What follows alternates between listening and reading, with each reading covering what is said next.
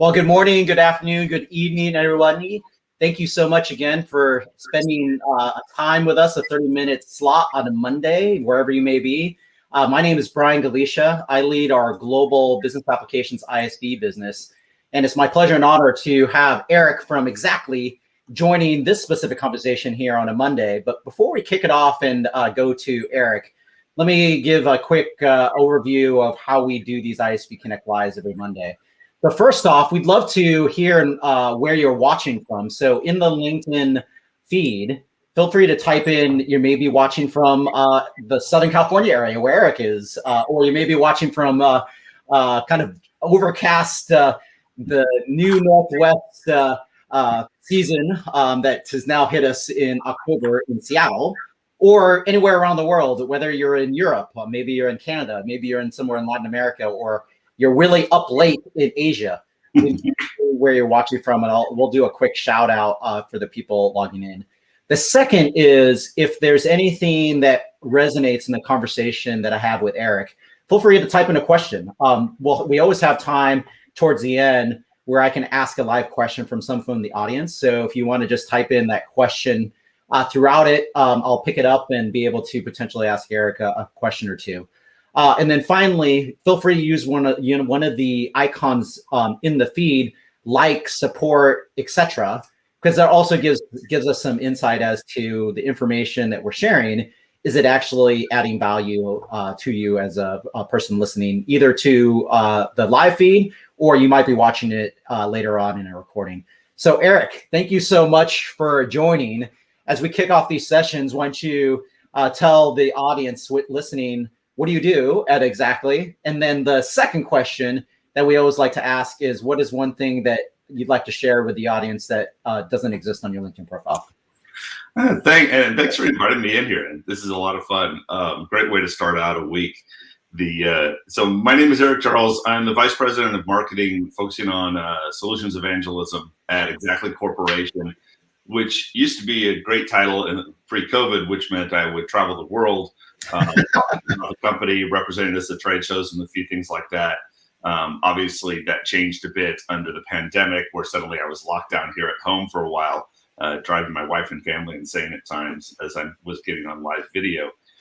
I also work with our partner marketing team, our product marketing team, and a few other areas within the company of where our futures and directions are going. I've also have to say I'm really enjoying watching the chats of where people are dialing in from. We've got even someone from Germany right now.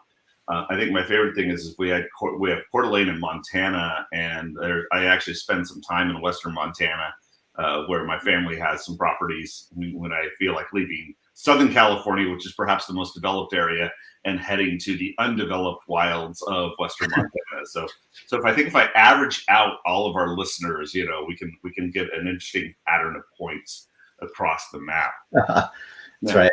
Now, the LinkedIn profile is a fun one of the things that, and I was going to talk about, the fact that two of my additional hobbies, the Montana one gets it. I love to hike up mountains.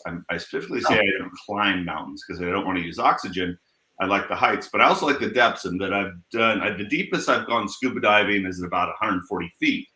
But then there's going to be somebody who's no doubt sitting watching. It's like, yeah, but what about all those pointy, stabby things, around your head?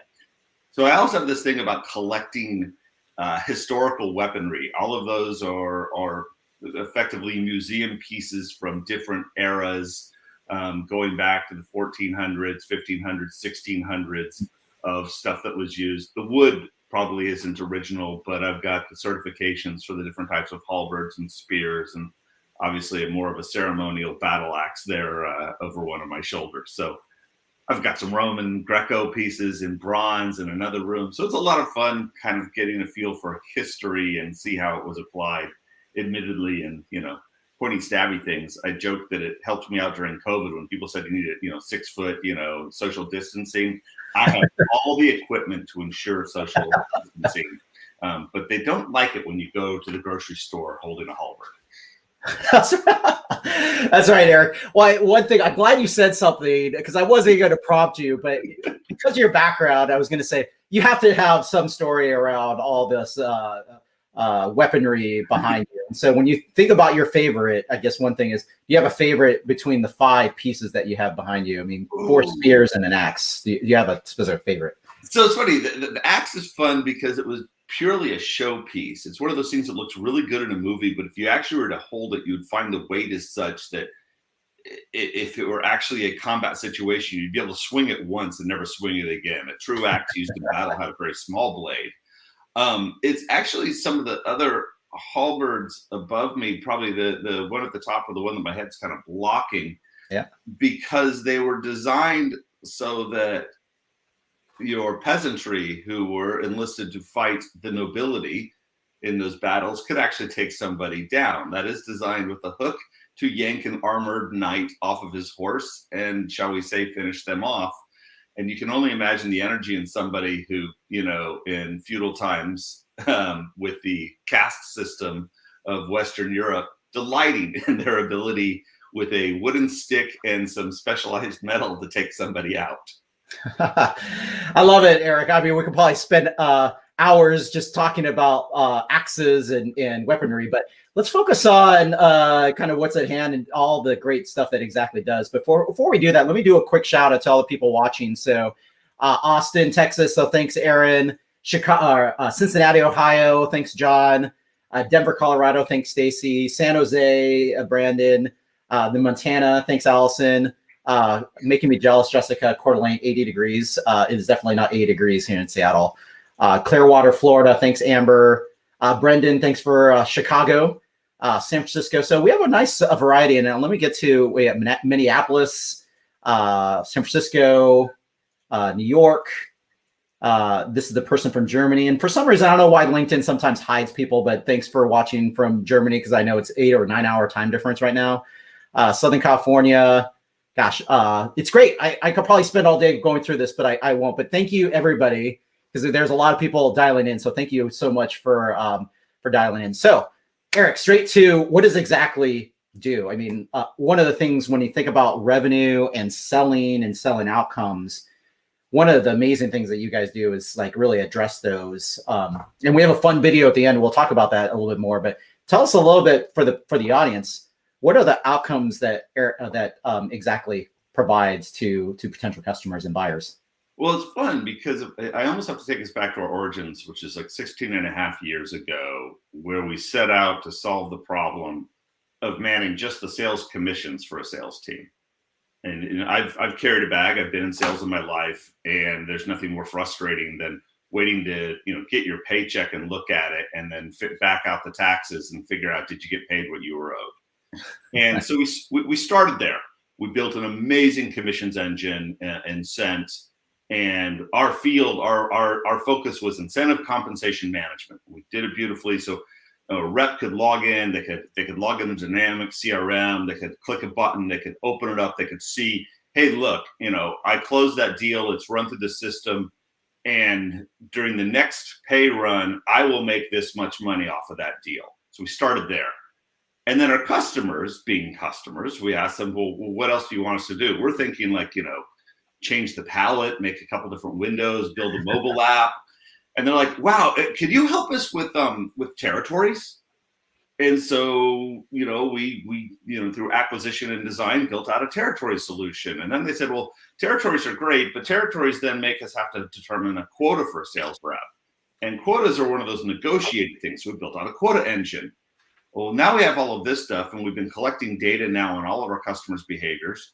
And they said, oh, hey, can you help us with planning? And, here it is. It's October. And if you said, hey, Erik, I want to grow my company 20% next year, I'd be able to look at the data and say, well, here's the problem. According to the data, it takes you, a month and a half to get somebody hired, and it takes you a couple months to get them trained. And then it's really 6 to 9 months before they're a full functioning rep. So if you want to grow 20% next year, you need to get in your time machine, go back to last June and do some hiring, which isn't always a popular answer. So we built out sales planning. And then from there, it got into, well, can you help us with forecasting? I'm like, what do you mean by forecasting? So we started with forecasting commission expenses, which makes the finance people happy. And then we got into, hold it, we can pull data out of Dynamics CRM and actually help you do a better job of forecasting which deals are truly going to close instead of just trusting the gut of the rep. So all of this started getting put together, which is when we said, hold it, we're not in incentive compensation management or even sales performance management. We're really in this whole spectrum of revenue performance management, from forecasting and planning and quotas and territories and the actual payments. And then my interest in this came when I joined the company. It's around human behavioral motivation and modification, or as I like to say, it's amazing. This is a shout out to all the folks up in the Seattle area. I realize it's amazing when you get someone to do just for a Starbucks card. And if you can do the proper job of putting obvious, clear, and clean incentives in somebody in a way that they can understand, read, and trust, and I got to extremely push that trust side, you can shift behavior around and get your sales team to do more things. And sales, and I'm using sales, but it's really now the revenue team.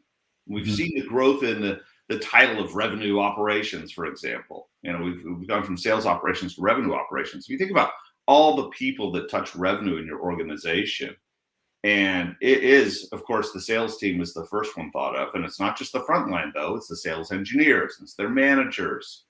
But then you've got your renewals people, your customer success team, the folks that keep the customers coming back. We live in a subscription economy nowadays. You can subscribe to almost anything. Sometimes I have to go through my credit card bills to see what stuff am I subscribing to I don't even use. And that's changed, that game. And then you can even back that up into the marketing team. You can actually measure marketing. You've got some really good numerical analysis of what marketing's doing. So why not have incentives across the entire spectrum? Gosh, Erik, fantastic journey, because you think about it. I mean, a lot of people just say, well, how do I pay my sellers? And that's a very common scenario. Me being a former sales leader at Microsoft and also a seller myself, it's one of those things where we go into our tooling, we call it Mint, and you go say, okay, how am I tracking and what am I going to get paid this upcoming quarter? But the journey that you describe, what Xactly has done to impact that, is so great, because it does. You think about it, before you even start paying people, you have to have the right selling model. And what does that mean? To your point, territories. Okay, am I aligned, Erik and Brian, to the right things if we're splitting California? Right. Yes or no? Then do I have the right quota set up even before I pay you based upon historics? And I think that's what really you hit it really well. Is and actually, only because you give a great example. Let's say we wanted to split California. Where do you split it? And please, those of you that are fans of Tim Draper, an old friend of mine from college, that want to split California into like 7 states, that's not what we're talking about. But if we're just dividing California into sales territories, it's amazing. It's like, if I just give you Los Angeles, let's just say, and you're like, oh, why can't you close business? There's all these companies. Like, have you ever tried to drive across Los Angeles? You don't do it. That's right. I live south of it in Orange County. And I joke that if you want me to have a meeting in LA, I'm either meeting at 8 a.m. and I'm going to leave my house at 6 a.m. to make sure I get there and can park and find my way, or make it like 10:30 so that I can wait until after the worst of the rush hour is over and get there. And by the way, I want to be out of there by 3. And if I'm not out of LA by 3 to get home, I'm spending the night. I'm going to the Hollywood Bowl. I'm going to catch a show, and I'm just going to, stick around. Now that sounds, but so if you're talking to a sales rep, something as simple as drive time matters. And I've even seen this challenge in quotas where someone will say, oh, well, Brian's our number 1 sales rep. He brings in all the business, nails his quota beautifully. And so we look at this and it's like, well, yeah, Brian has an extremely rich territory. Now, Erik over here, you thought he had the same territory, but it really doesn't have the right types of companies. So he's working twice as hard to get 75% as much business. But it's not obvious. All you're seeing is a quota attainment number. That's right. Versus a quota attainment number, and you didn't balance out the territories, which means you might actually lose a really good rep who works really hard and knows what they're doing, just because you starved them in opportunities. Yeah. And that's so great, Erik. It is such a great example, because it's that motivation. And I love how you talked about human behavior at the beginning, because it's both ways. It's like, how do you motivate them to drive the right incentive with the right incentives to have the right outcomes. But it's also the beginning. Like if you don't make it fair in the eyes of the person or the people actually driving the opportunities, you force people to say, you know what, I'm going to look for something different because I know I'm a good seller and I can probably do better if I get a better aligned territory that matches, again, my expectations. So that, and I love how you talked about renewals, pre-sales people, because we know that a lot of people think, oh, this is really just software. I'm like, no, it's not just for high-tech companies like Xactly at Microsoft. This could be applied anywhere. And then you think about, okay, selling takes a village. It's not just one person typically, unless you're selling a commodity of some sort. But most of the time, it's all these people. And so how do you create that value chain with data end to end? That's such a great story that you talked about. So when you think about Xactly coming into the Microsoft ecosystem, because it's great, you Xactly made the decision to be part of the Microsoft ecosystem Dynamics. And you mentioned Dynamics many times, of course, with our business applications and the front office and the back office all coming together. What's that experience been like with Microsoft? And I mean, it's been a short runway so far because that was June. But what has that experience been like with Xactly and Microsoft from your perspective? It's been great. I mean, I've got to say, as much as I'd love to rant about various people's user interfaces, and anybody in software, we're going to rant about somebody else's UI and what it takes to log on, and even before, for the folks listening in, Brian and I were talking. I was late dialing in because my computer decided to do a reboot, and I had to go through all my security protocols. And I haven't skimmed to see if my IT team is listening in, and I could rant at them that they're so safe that they're worried I'm going to do something bad, which I probably will because it's me. But it's been great of being able to get the listing up, obviously. And for us, it is the thing with working with Microsoft. It is the front office, back office, because incentives sits between the CRM, that the rep and the management is using. They're looking at the bookings and they're looking at the opportunities and they're looking at the forecast, and the ERP system. And because there's financial data that comes in. Matter of fact, when we implement our commissions tool, that we tend to touch 4 to 6 different systems just to make sure it's all done right. And what's great about Microsoft is Microsoft's got 2 significant market-leading areas covered. I was going to call them products, but the full solution sets on the CRM side. Which we're very excited about working with, and that's the most visible thing to the sales rep.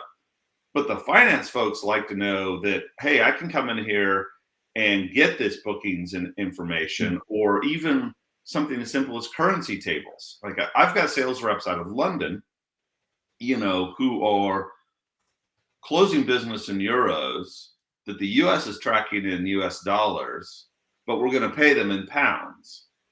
Now, all of that like, oh, okay, well, that's a simple currency translation. But I can say, hold it. Currencies fluctuate.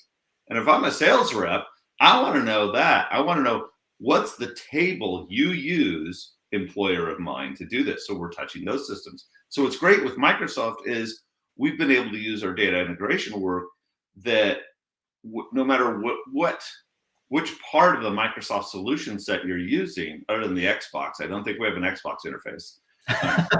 It'd be really cool if we did, though. I gotta say, and I'm gonna take that up with engineering when I've got a call with them later this morning on roadmap, and say Microsoft says we need to have an Xbox interface, and I need to test it by upgrading mine.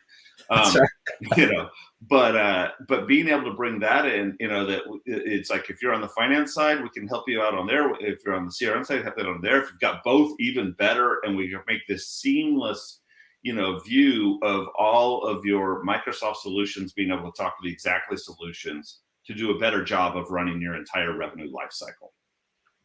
Yeah, gosh, well said, Erik. That entire revenue cycle is so important, and again, it goes back into what you mentioned at the very beginning: data, because that data sits in both the front office and the back office, and when you can pull all those things together, that makes informed decisions, not just how you pay people, because of course that's the sweet spot. That's what majority of people think. Okay, I need a solution that pays people. But I love how you articulated at the very beginning, which is what does Xactly evolve to with all these things, and that's what helps. Is like you have all this data now that sits in the front office, back office, or a combination of both, that can impact how you set the territories, how you set quota, how you do your planning for the year, and do I have the right incentive that at the very end, can I pay out people in, to your point, the right currency? Because we're all global businesses for the most part. And so when you have sellers selling all over the world, how do you pay them effectively to where they don't get burned by some type of currency situation that fluctuates daily? Because it is a daily update that happens with currency. So, yeah. So when we think about, Erik, all these scenarios, and of course, all these customers that are coming to both of us and going, okay, here are all the challenges or the things with revenue, things I'm trying to do with my sales organization. What are some examples that you've seen with end customers? I mean, across the board, because of course, this is, again, not a scenario that is just software sellers. This is a scenario that can impact, if you have a selling team, there's an opportunity for you to be thinking about Xactly and potentially Microsoft coming together to provide this amazing revenue optimization solution paired with either CRM on the front end, ERP on the back end, or both. So what are some examples that you've witnessed in your time, Erik, that where these customers really come, oh my gosh, like these are the outcomes that I really have strive for, that to your point of they're really, really successful now in solving this challenge from a selling perspective? So I can think about three fun challenges we played with. Sorry, one was, it was actually a controller in the Office of Finance, and this was a company where, I mean, they're publicly traded, and doing accruals was critical, accurate accruals, and this is going back to my graduate work in finance and accounting, of being able to know, what are our costs for the year. So let's start there. Incentive costs are highly variable. And oftentimes people make this mistake of saying, well, on average, we expense 7% of revenue, okay? But here's the thing, and I did some research with Alan Benson. He's at the Carlson School of Management up in Minneapolis. Can't remember if we had any Minnesota folks dialed in today. And Alan's a great professor. He's done some great work on the Peter Principle, people who get in sales, who get unfortunately promoted into a level of incompetency. We promote the wrong people in sales. So this is a whole side. We can go down the academic side later if you're bored. On some research we've done, we collaborate with a lot of universities, but he and I were looking at that average, using the average there. He says the danger is that 80% of your revenue tends to come in from about 20% of your sales reps. We actually proved the Pareto rule on sales organizations. Well, most companies have accelerators if you're doing really well.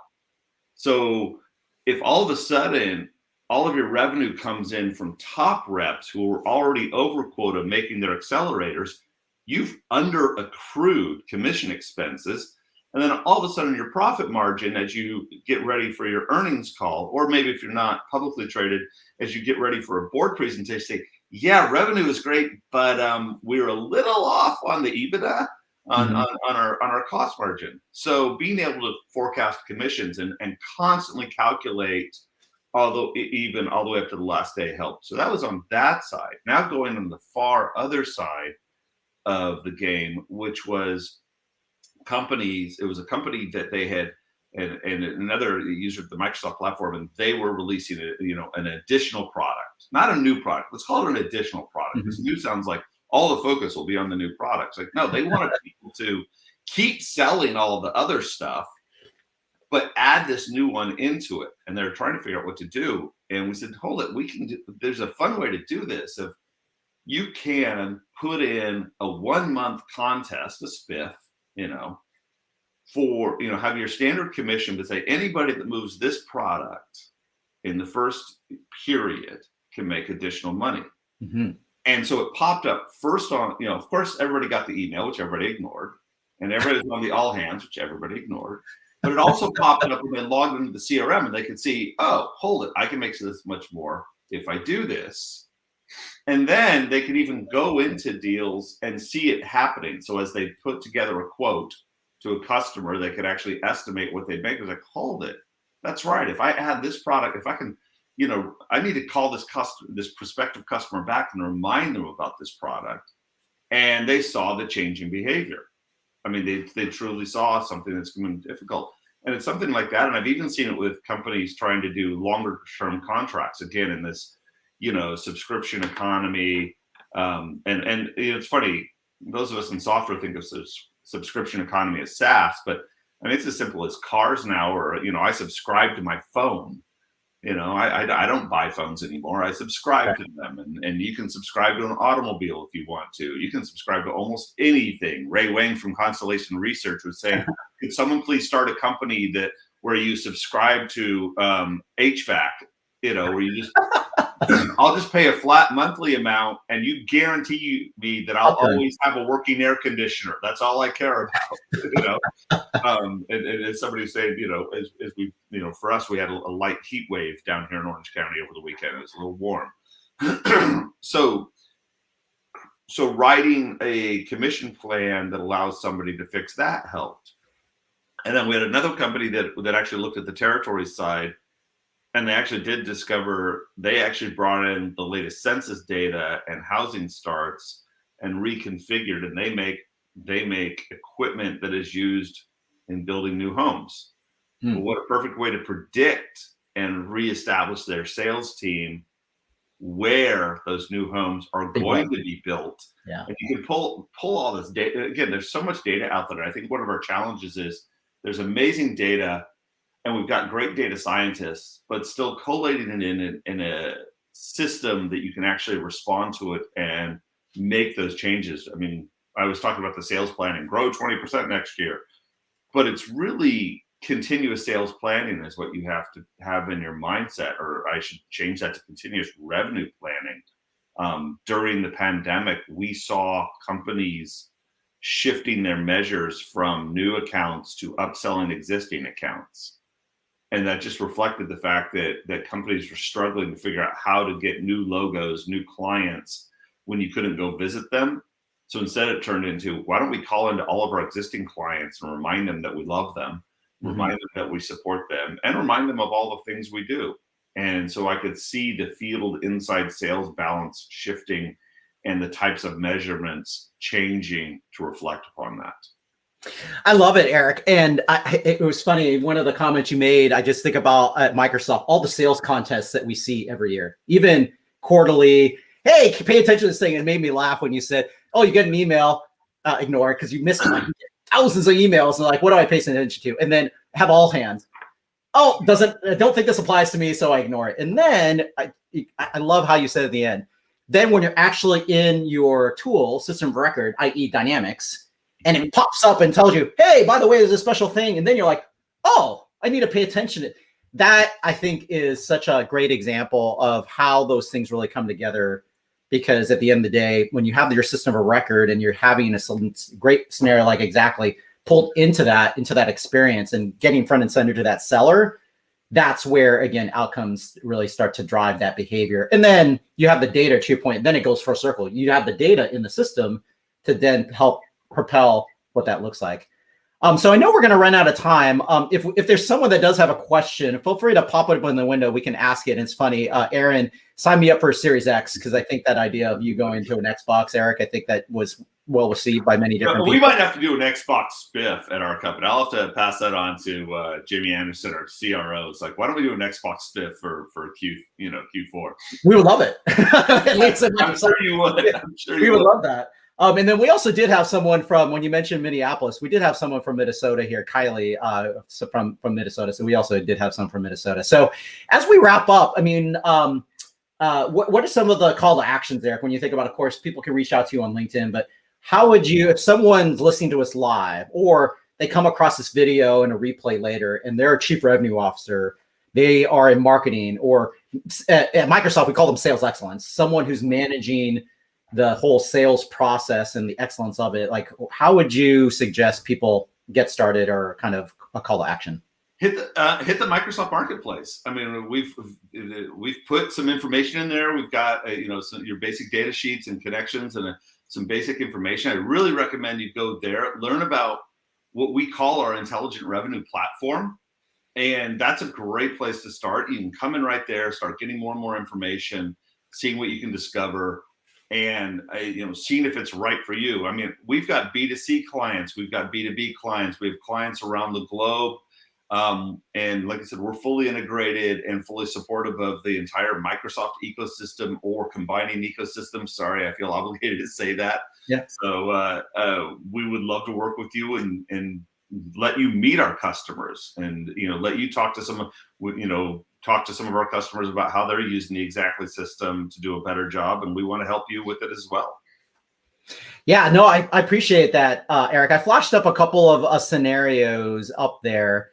In this one in particular, aka.ms/Xactly intelligent revenue, for anyone who just wants to screenshot that and then come back later, is exactly what Erik said. Has a compilation of a whole bunch of great resources, not just the Xactly website, but also links to the marketplace of where Xactly has their new solution posted. And Aaron also posted in there, so I'll give a shout out to Aaron. Aaron is actually one of the alliance people at Xactly that works super closely with us. So you could also book his name in addition to Erik if there are any questions. The other thing I would just say too is if you're a partner of Microsoft and doing implementations, great opportunity for P2P, partner to partner scenarios, because if you haven't come across Xactly before, hopefully you got a lot of great tidbits from Erik that talks about what are the outcomes they can drive in selling opportunities in either dynamic sales or dynamics F&O, finance and operations, to drive selling revenue optimization. And so definitely take advantage, reach out to us. And then to close,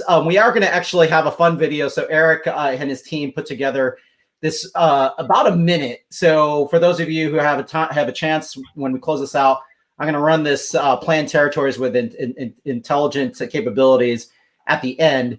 And so we'll give you a nice framing of some funny scenarios, but scenarios that are real life scenarios that people run into from a selling operation perspective. So as we close, Erik, any last minute comments before we wrap it up today?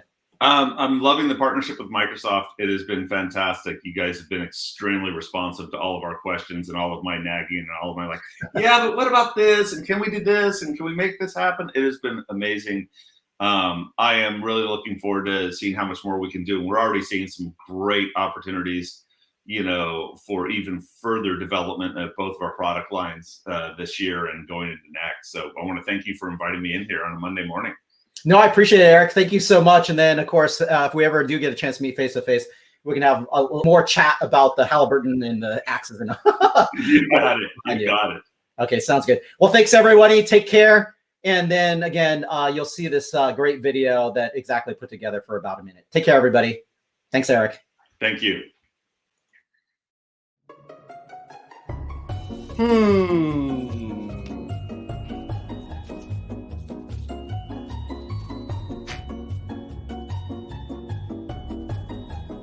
Yeah.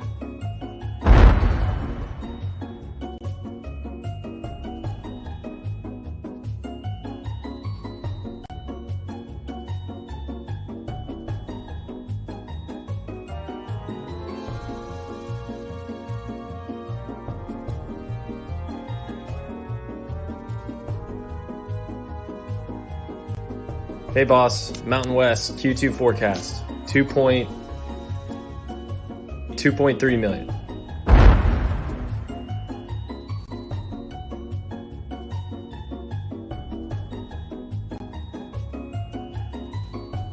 Nice.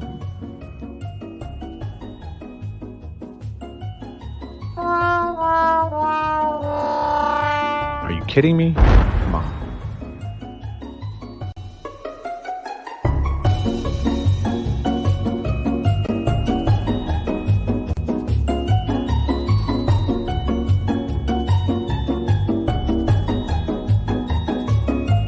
Ugh, another one.